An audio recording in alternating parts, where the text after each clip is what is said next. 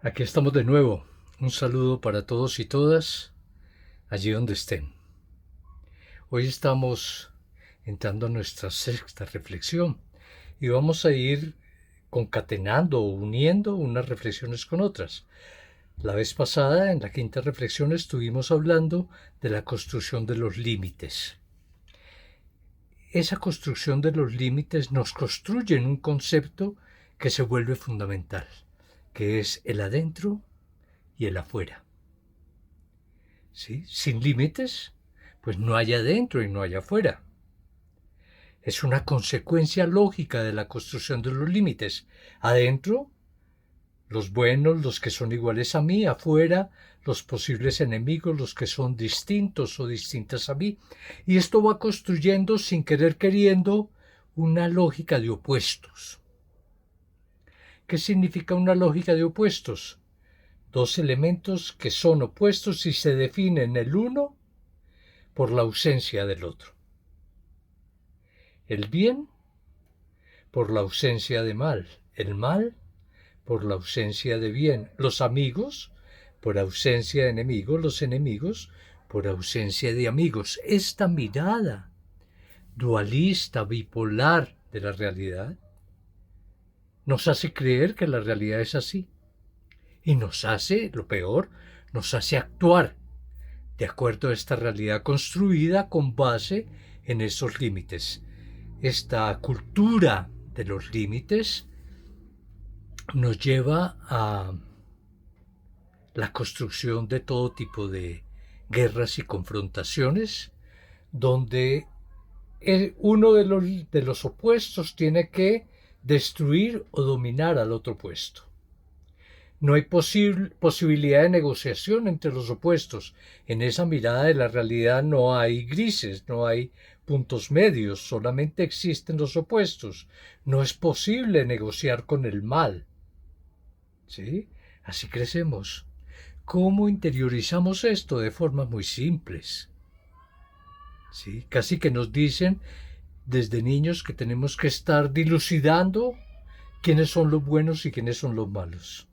Y cuando nuestros padres o nuestras personas mayores ubican algo que ellas consideran que es malo, pues utilizan el castigo, del que vamos a hablar más adelante, la justicia del castigo como el instrumento ideal para acabar con aquella presencia del mal.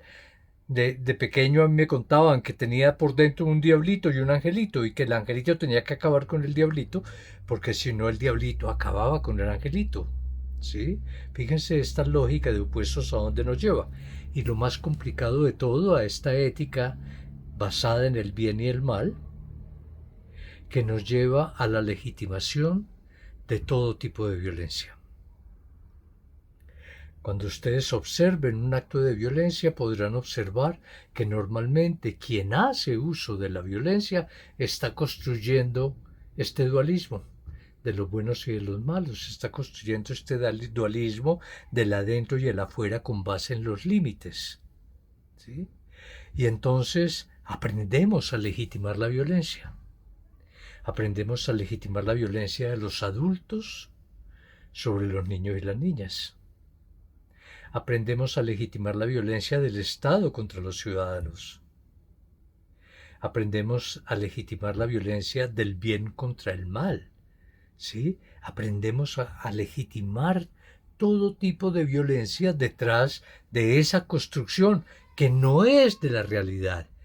Es muy importante, y vuelvo y repito, no es que la realidad sea así, es que nosotros la vemos así porque esta cultura está basada en la construcción de límites que nos llevan a la construcción del adentro y el afuera. ¿Sí? Y esto lo aprendemos de formas muy simples, como les decía anteriormente. Por supuesto que no le llamamos violencia de los adultos contra los niños. Un papá le pega a un niño y dice: lo estoy educando, lo estoy corrigiendo, porque es mejor corregir a un niño que castigar a un hombre. ¿Sí? Todos esos dichos que están rodeando, diríamos, la legitimación de esta forma de mirar la realidad. Cuando el Estado maltrata a sus ciudadanos, le echa las fuerzas de seguridad y todo eso, nadie dice, uy, qué Estado tan violento. La gente dice, no, está imponiendo el orden. ¿Sí? Y así legitimamos la violencia de los fuertes contra los frágiles, es decir, que esta violencia es profundamente cobarde. Porque la violencia de los frágiles contra los fuertes, pues le llamamos desobediencia, le llamamos antinatural. Si un papá le pega a un niño, lo está educando, y si un niño le pega a un papá, es antinatural. Si el Estado le pega a los manifestantes, está imponiendo el orden. Si los manifestantes maltratan a alguna persona del Estado, es un terrorista. Si Europa bombardea un país, como ha bombardeado muchos, o Estados Unidos, está llevando la paz, el orden, la concordia. Pero si a alguien de alguno de esos países se le ocurre poner una bomba en algún lado, es el terrorista más grande de la historia. Fíjense que no tenemos nuestro juicio sobre la violencia de los fuertes no es el mismo que nuestro juicio sobre la violencia de los débiles. Esto también es cultura. Y esto también hace que necesitemos pensar profundamente en una revolución cultural, en una revolución ética, que como les he dicho varias veces, es cambiar nuestra forma de pensar para acercarnos a otras visiones de la realidad. La no violencia nos plantea otra forma de ver la realidad. La no violencia nos plantea la necesidad de deconstruir esos polos opuestos y decir, por ejemplo, dice la verdad, la no violencia es la propuesta de la verdad, pero la verdad no la tiene nadie. ¿Sí? Mi opositor tiene parte de la verdad. Y cuando yo descubro en mi opositor parte de la verdad, desaparece o empieza a desaparecer la lógica del opuesto, la lógica del enemigo. Hablaremos en otro momento de diferentes estrategias que tiene esta propuesta de esta cultura que están haciendo, la cultura de la no violencia. Todavía la cultura de la violencia es hegemónica. ¿Qué quiere decir eso? Que todavía impera mucho en nuestros cerebros o en nuestras formas de pensar, tanto individuales como sociales. ¿Sí? Pero vamos poco a poco entendiendo, cada vez hay más papás y mamás que deciden conciliar con sus hijos, construir las normas colectivamente, ¿sí? Entender y saber entender que el desarrollo de la autonomía de los niños y de las niñas depende de esa capacidad del adulto para valorar su forma de pensar, para integrar su forma de pensar, para contar con él o con ella a la hora de construir las pequeñas normas que guíen la vida de la comunidad familiar. Y asimismo en los espacios educativos del colegio, en todos los espacios. ¿Sí? Entonces, concluyendo, esa construcción de los opuestos depende de una construcción mental que es la construcción de los límites, el adentro y el afuera. Si nosotros deconstruimos límites, desaparece la lógica del adentro y el afuera y desaparece la lógica que nos lleva a construir esos opuestos irreconciliables que nos hacen pensar que nuestras violencias y nuestras pequeñas o grandes guerras son guerras santas. ¿Sí? Un papá se siente bien consigo mismo cuando corrige con violencia a su hijo porque hay una legitimación cultural de su obrar. Y eso es lo que necesitamos cambiar. Eso es lo que necesitamos transformar.